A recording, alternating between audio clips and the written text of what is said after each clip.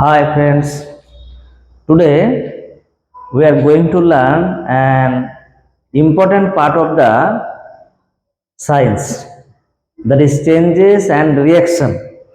This is very important, changes and reaction. But before going to this chapter, first we have to know what is change. What is change? Change means when there is a difference between the initial and the final state or the final condition or the final position or the final configuration of anything, of a body or any physical quantity. If there is something difference from the initial and the final state or the condition or the configuration etc of a body or of anything, then we say that this is a change.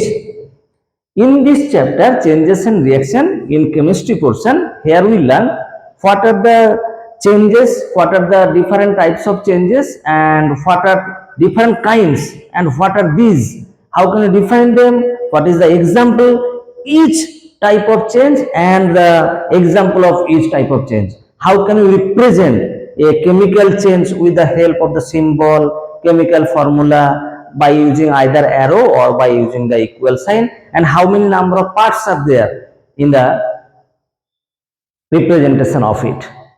So now we are going to start about the change. So change means when there is something difference, that is change means change, that means when there is something difference. If we consider, let us, this is the piece of ice is taken within a porcelain clay. When it is exposed in the open air, then what happens? Then we see that the ice starts to melt, and within few minutes we see that the piece of ice converts into water, because initially ice at 0 degree centigrade and finally it absorbs heat from the surroundings, from the atmosphere, and finally the ice melts into the water. So this is the solid state of the matter, that is solid, and this is the liquid. So there is a something difference, though it is in the 0 degree centigrade, but the physical state are not same. So that means something, there is a difference between the initial and the final of it. That means changes occur. That means changes occur. Similarly, when we burn paper, paper burn, burning of paper burns. Then what happens? Then we get the paper ash, paper ash, paper ash. That is paper ash. Some ash is left only, and also some heat energy is produced. Some heat energy is produced. Okay, when the paper burns, some amount of the paper ash is obtained with the liberation of some amount of heat. That means from this we cannot get paper again. Cannot get paper again. That means also there is something difference between the initial and the final of it. So this is the change.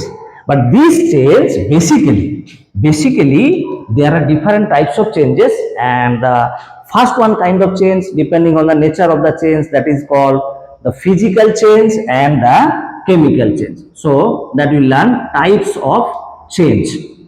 Types of change. Types of change, here we learn the physical change depending on the nature of the change, types of change on nature, on nature of the change. Depending on this, the changes may be of two types. Number one, the physical change, and number two, the chemical change. This is one chemical change.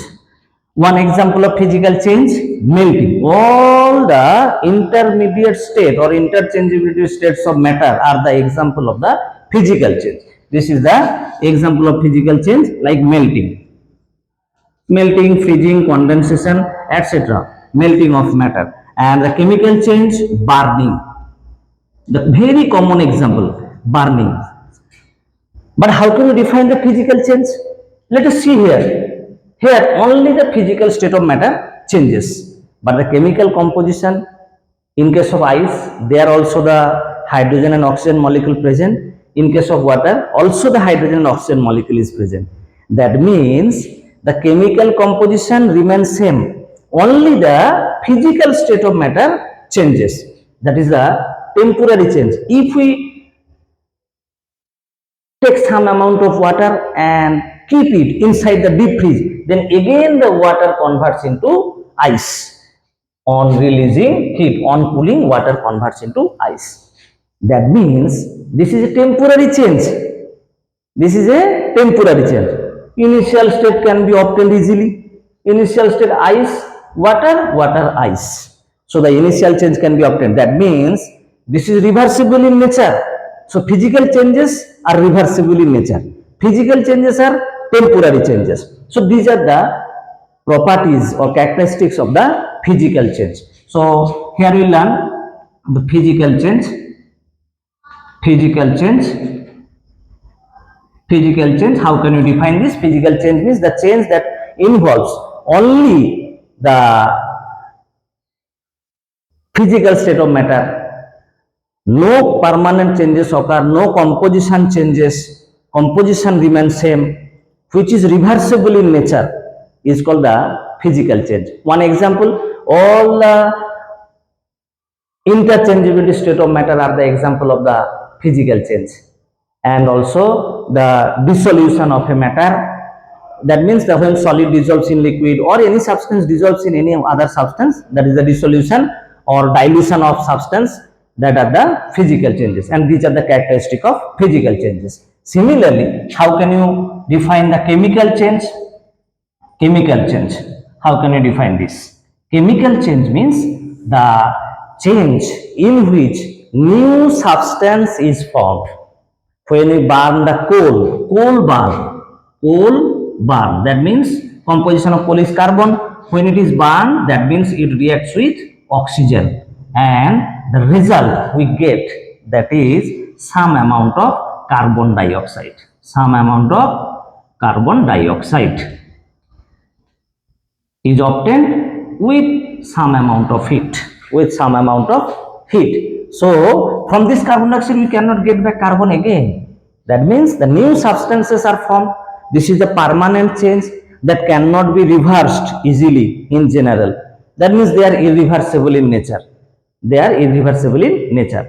These are the properties or characteristics of the chemical change. But also there is another one option. Is there any way to represent this chemical change briefly by using the symbol and chemical formula? Yes, there is a way to represent the chemical change, only chemical change, not physical change. Only chemical change, we can represent this by using the symbol and chemical formula of the substances. Okay, one example of it. When we write that coal burns in air, that means coal plus oxygen, carbon dioxide plus heat. But we can represent this briefly with the help of the symbol and chemical formula, that is carbon burns, C plus oxygen, it is represented by O2. When it is burns, that means carbon dioxide, very simple, CO2, carbon dioxide gas is produced with the liberation of the heat energy. That means this is the way to represent a chemical change with the help of symbol and chemical formula. This is called chemical reaction. This is the chemical reaction.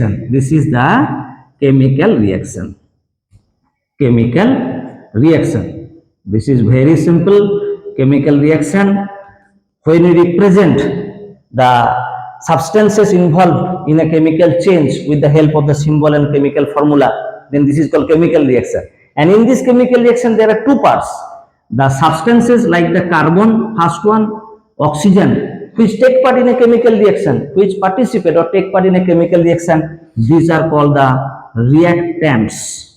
These are called reactants. These are reactant, and the substance that is obtained after the change, that is called product. So in a chemical reaction there are two parts, the reactant and the product. Okay, and also there are some other properties that we learn in the next video. How can you represent these? What are the different types of other changes?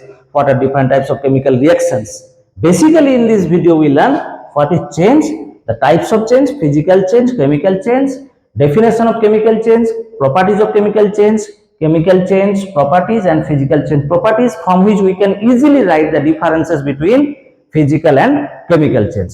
Okay, today up to this.